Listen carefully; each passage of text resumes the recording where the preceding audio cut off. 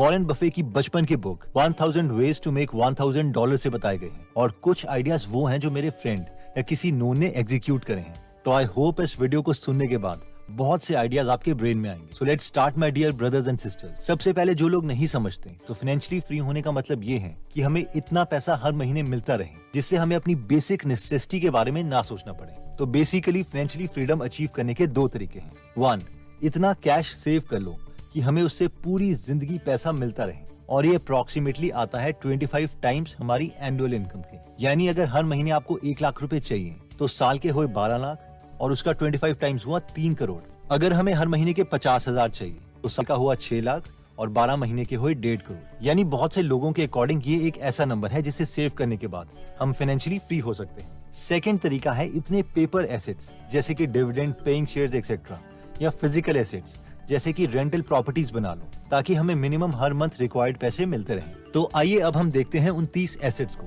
इस वीडियो को आप पूरा देखिएगा क्योंकि इनमें से आपने बहुत से एसेट्स सुने भी नहीं होंगे। तो 30th नंबर पर आता है माइनिंग। 1848 में कैलिफोर्निया में गोल्ड रश हुआ था। सबको लग रहा था कैलिफोर्निया की जमीनों में बहुत सोना है, इसलिए 3 लाख लोग वहां पहुंच गए। माइनिंग के दौरान सोना तो बहुत कम लोगों को मिला, लेकिन कुछ ऐसे लोग थे जिन्होंने कोई रिस्क नहीं लिया और उन्होंने बहुत पैसे कमाए। और वो थे दुकानदार जो माइनिंग कर रहे लोगों को खुदाई के लिए सामान बेच रहे थे, जीन्स वगैरह बेच रहे थे। ऐसा ही कुछ रिसेंटली क्रिप्टो करेंसी के केस में हुआ है।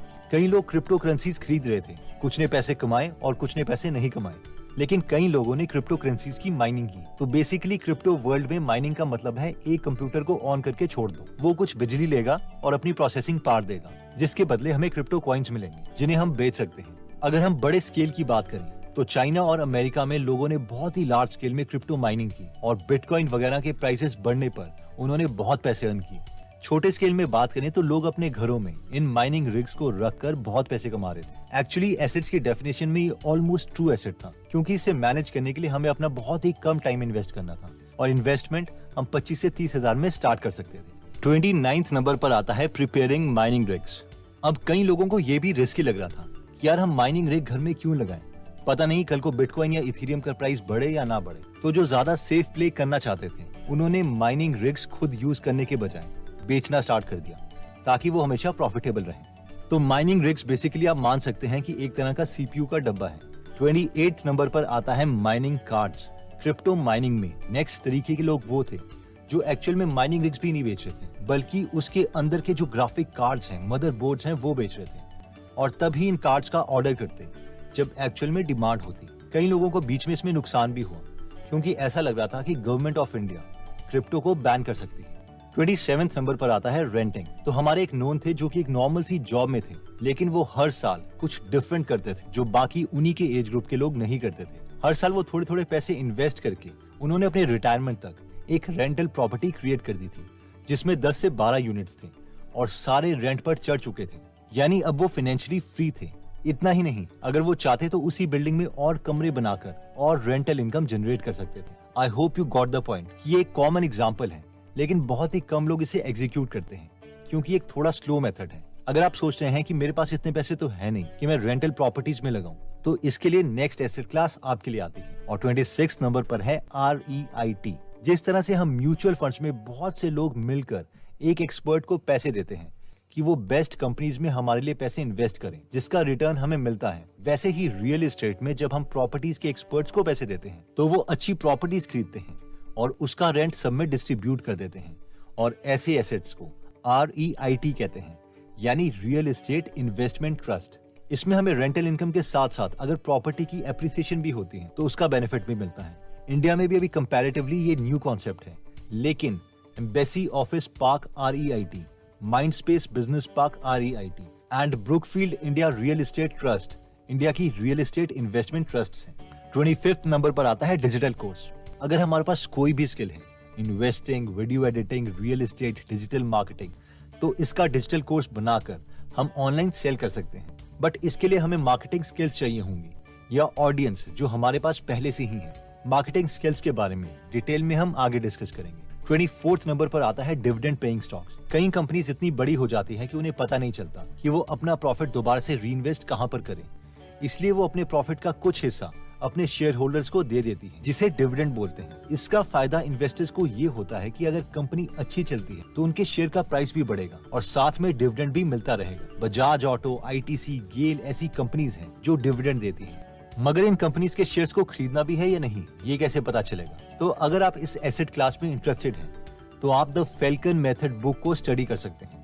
23rd नंबर पर आता है precious metals like gold and silver. कई लोग गोल्ड और सिल्वर को एसेट मानते हैं, खास करके रॉबर्ट कियोसाकी, जिन्होंने बहुत से सिल्वर और गोल्ड के कॉइन्स बॉक्सेस में बंद करके अपने घर रखे हुए हैं, क्योंकि गोल्ड और सिल्वर का प्राइस हमेशा इंक्रीज होता रहता है। लेकिन कई इन्वेस्टर्स गोल्ड और सिल्वर को एसेट्स नहीं मानते। उनका मानना है कि ये इनकम जनरेटिंग एसेट नहीं है, यानी ये खुद कुछ अर्न नहीं कर सकता। एनीवेज, फाइनल डिसीजन तो हमें खुद ही लेना पड़ेगा कि हम किन की थ्योरी से सेटिस्फाइड हैं। 22nd नंबर पर आता है कैश। अगर हम इतना कैश सेव कर चुके हैं कि उससे आ रहा इंटरेस्ट ही हमें इतने पैसे दे सकता है कि हम फाइनेंशियली फ्री हो जाएं। इस इंटरेस्ट रेट को ऑप्टिमाइज करने के लिए लोग 12-12 साल के लिए इंडेक्स फंड्स में पैसे इन्वेस्ट कर देते हैं और हर 12 साल के बाद हाफ अमाउंट निकाल लेते हैं। इसके रिगार्डिंग एक डिटेल्ड वीडियो हम ऑलरेडी बना चुके हैं, जिसका लिंक हम डिस्क्रिप्शन में दे देंगे। 21st नंबर पर आता है ऑनलाइन ई बुक। ह्यू सी हावी एक अमेरिकन साइंस फिक्शन राइटर हैं, जिन्होंने बहुत ही famous science fiction series Silo लिखी थी। तो शुरू की बुक्स इन्होंने सेल्फ पब्लिश की थी Amazon Kindle में, जो कि ऑलमोस्ट फ्री है। और एक वक्त था जब इनकी हर महीने 20,000 से 30,000 कॉपीज बिक रही थी, जिसका मतलब है कि करीबन 1 करोड़ रुपए पर मंथ। बट मैंने देखा है इंडिया में बहुत मुश्किल है इस तरह की सक्सेस को रेप्लिकेट करना, क्योंकि बहुत ही कम लोग कंटेंट के लिए पैसे स्पेंड करते हैं। लेकिन अगर आप फॉरेन कंट्रीज के लिए कंटेंट लिख सकते हैं या फिर मार्केटिंग में अच्छे हैं तो ये काम कर सकता है।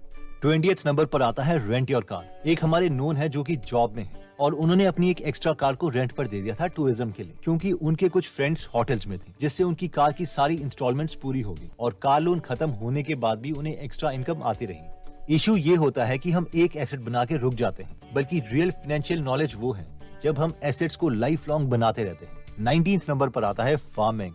फार्मिंग, स्पेशली मशरूम फार्मिंग, ऐसी चीजें हैं जिसमें काफी पोटेंशियल है, स्पेशली अगर आपके आसपास कोई मंडी है जहां मशरूम की डिमांड है। मेरे एक फ्रेंड एक बार अपने नोन की स्टोरी मुझे बता रहे थे कि किसी ने मशरूम फार्म खोला था और वहां लोग काम करते हैं जो बीच में से मशरूम निकाल लेते हैं, और वो उसके मालिक पर हंस रहा था कि मालिक कभी विजिट ही नहीं करता। लेकिन मेरे ओपिनियन में तो मालिक इंटेलिजेंट है, जिसने खुद के लिए एसेट बना लिया है और वो प्रॉफिटेबल भी है। थोड़े बहुत मशरूम बीच में गायब हो भी जाए तो किससे फर्क पड़ता है।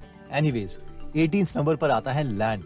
वेकेंट लैंड में पेड मार्केटिंग से लेकर मैरिज प्लेसेस से लेकर रिटायर्ड सोल्जर्स की ट्रेनिंग सेंटर, ये सब अपॉर्चुनिटीज हैं जो अगर हमारे केस में पॉसिबल हैं तो इन्हें हम कंसिडर कर सकते हैं। 17th नंबर पर आता है high income skills. High income skills वो स्किल्स हैं जिनकी अभी मार्केट में